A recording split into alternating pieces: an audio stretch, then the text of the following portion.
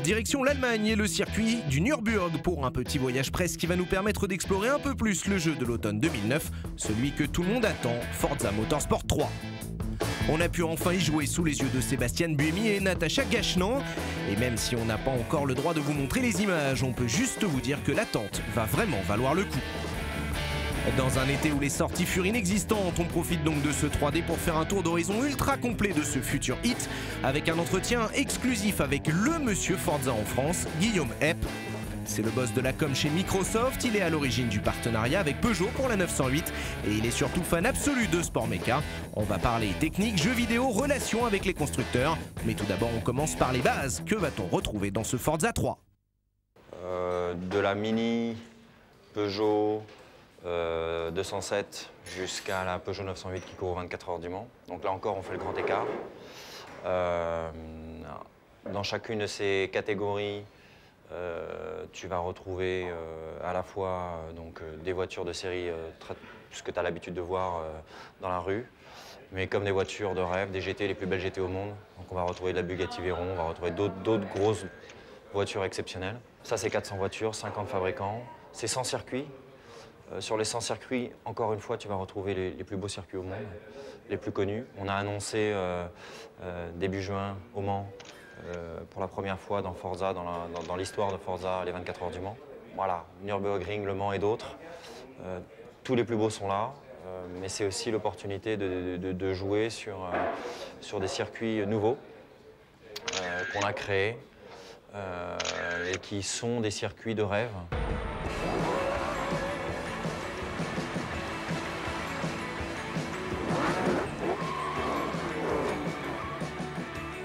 C'est sûrement la première question que l'on évoque lorsqu'on découvre un nouveau jeu de course. C'est plutôt arcade ou simu? Alors on a directement posé la question entre un gamin de 11 ans qui rentre de l'école et un ingénieur en aéro de McLaren. Pour qui est donc développé ce Forza 3?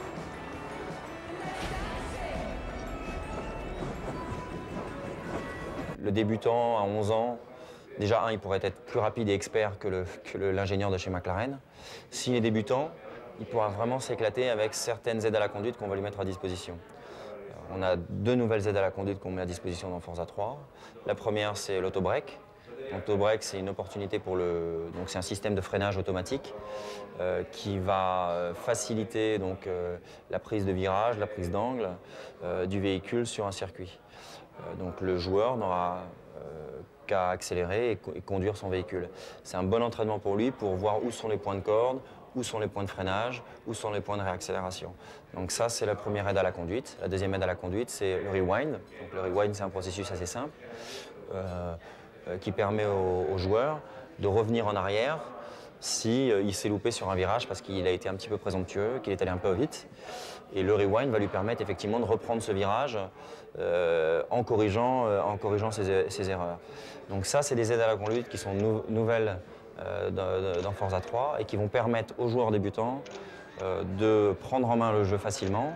En même temps, il va pouvoir progresser dans le jeu grâce à ces aides à la conduite et évoluer vers un joueur, imaginons que ce soit l'ingénieur expert chez McLaren, qui va lui faire des modifications, des réglages spécifiques. Donc je pense qu'on a vraiment un jeu aujourd'hui qui permet aux joueurs, quel qu'il soit, de mettre le curseur là où il veut. On aborde maintenant un aspect plus technique, c'est la tendance de ces dernières années, plus de polygones, plus de détails, presque du photoréalisme. Alors la modélisation d'un circuit, comment ça se passe? Tout commence par la relation qu'on peut avoir avec le promoteur quelque part du circuit, qui nous autorise la réalisation et l'intégration du circuit dans le jeu. À partir de là, les équipes vont se déplacer sur le circuit pour le modéliser dans son intégralité. Sur un circuit comme le Mans, tu peux imaginer que le circuit long du Mans, il est ouvert 10 jours dans l'année, dans sa version complète.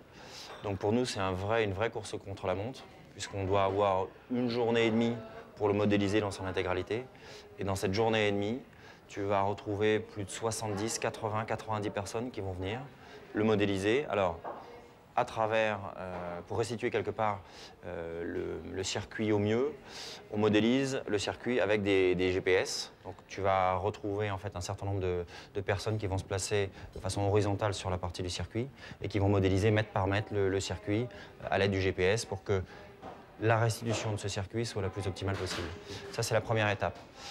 Dans ce même temps-là, on a des photographes, une cinquantaine de photographes qui vont shooter mètre par mètre le circuit, à la fois la piste, donc pour restituer les bosses, le revêtement, les différentes couleurs, éventuellement des marques laissées par une voiture qui est sortie un peu vite un jour. Une fois que cette étape quelque part est passée, on en arrive en fait à une dernière étape, hein, qui est l'étape du pilote, qui va, donc typiquement nous on travaille avec Stéphane Sarrazin. Stéphane Sarrazin travaille pour nous, donc Stéphane Sarrazin, pilote de l'écurie Peugeot Sport qui court aux 24 heures du Mans, il connaît parfaitement le circuit. Il y a couru 8 fois, ces 3 dernières années il fait la pole, donc c'est vraiment un expert du circuit. Bon, ben, Stéphane Sarrazin, il vient chez nous, donc il vient dans le studio aux États-Unis, où on lui donne du travail, on lui envoie du travail chez lui dans le sud de la France.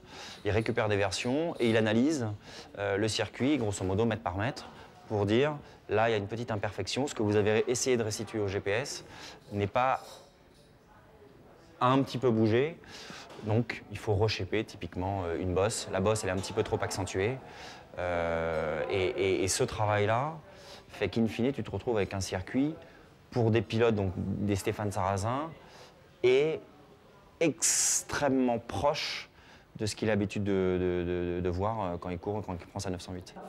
Voilà donc pour les circuits, on passe maintenant à la partie modélisation des voitures.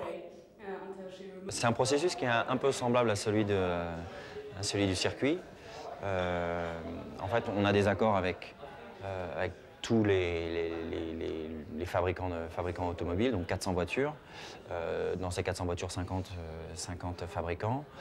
Pour prendre l'exemple de Peugeot Sport, donc on a un accord avec eux. On récupère, en fait, le processus il est simple, on récupère à la base les fichiers en 3D quelque part de la voiture.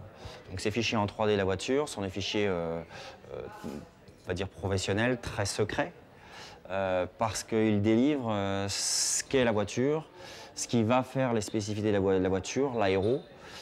Donc l'aéro que tu peux voir en extérieur, mais aussi l'aéro sous la voiture, c'est ce qui fait en général la différence. C'est des parties cachées qu'on ne voit pas et toutes ces parties-là, on les récupère en 3D. Donc on les récupère en 3D, alimentées d'un certain nombre de photos donc, que Peugeot nous fournit.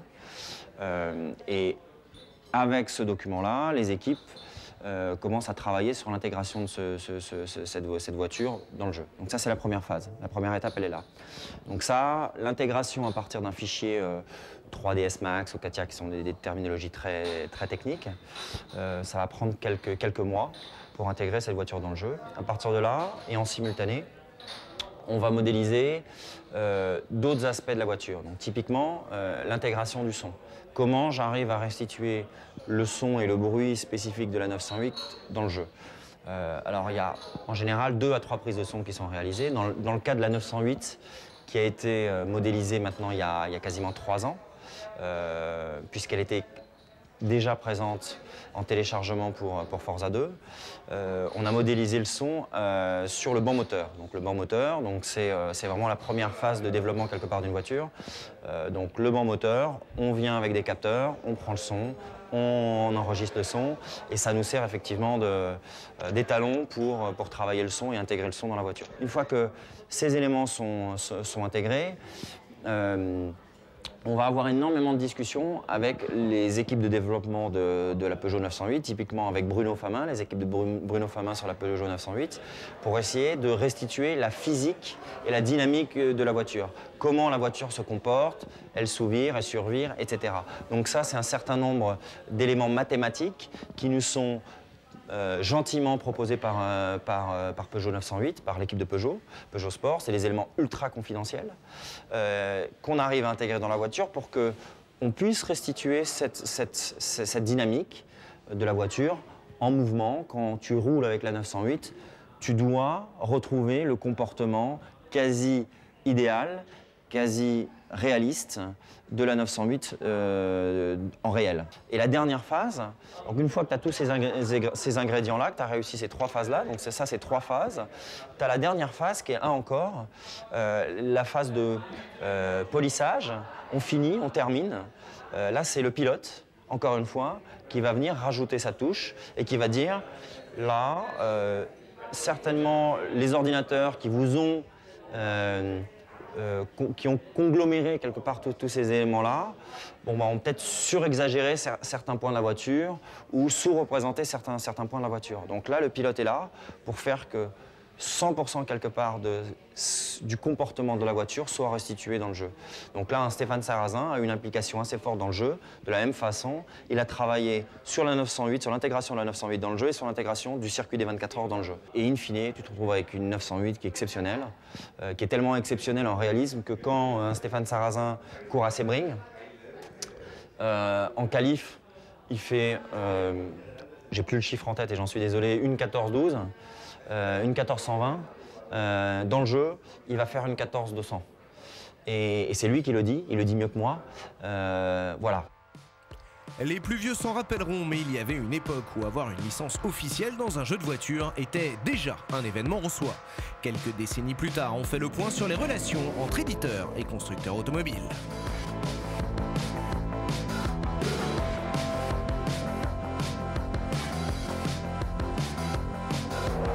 Je pense qu'aujourd'hui, les constructeurs sont extrêmement demandeurs d'une intégration dans des jeux vidéo, dans des jeux comme Forza, qui sont des franchises exceptionnelles, qui se sont vendues partout dans le monde à des millions d'exemplaires.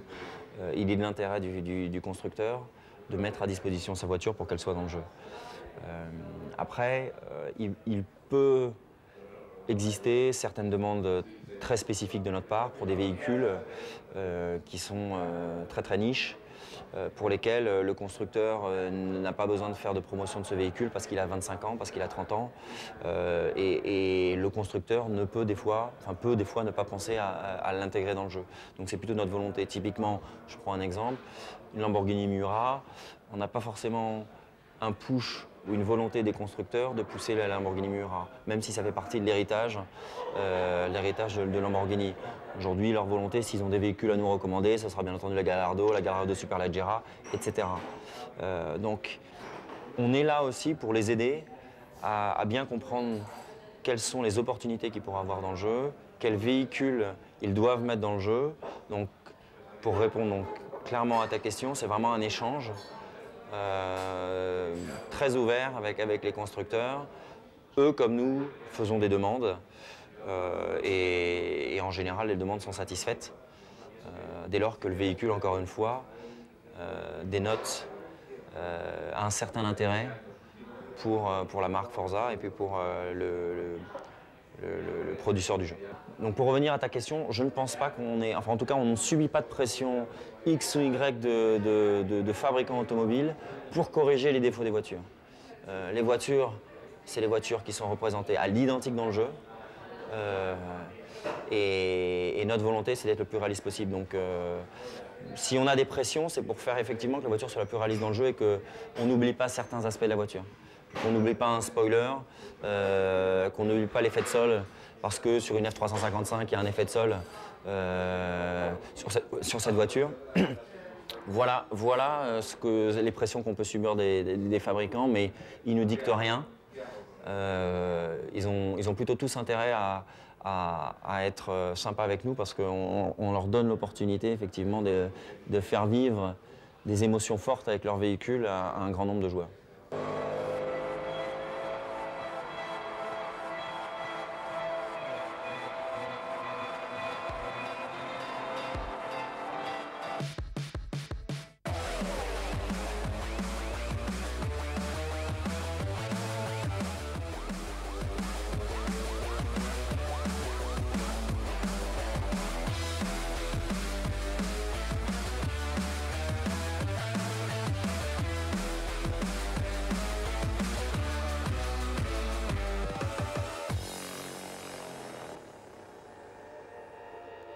Dernier point de cet entretien, on va parler maintenant marketing. Quel est donc le poids des racing games dans notre chère industrie et quelle est l'importance d'un pays comme la France pour Microsoft?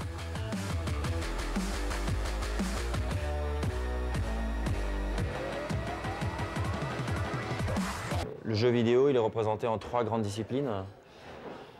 Le foot, les jeux d'action-aventure et le racing.